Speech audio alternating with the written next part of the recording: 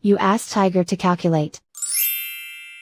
This deals with linear inequalities with one unknown. The final result is p equal or greater than -5. Let's solve it step by step. Isolate the p. Divide both sides by 5.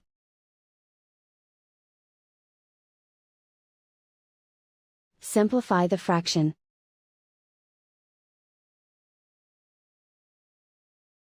Find the greatest common factor of the numerator and denominator.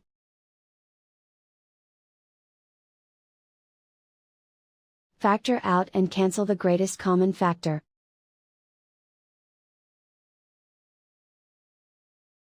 Plot the solution on a coordinate grid.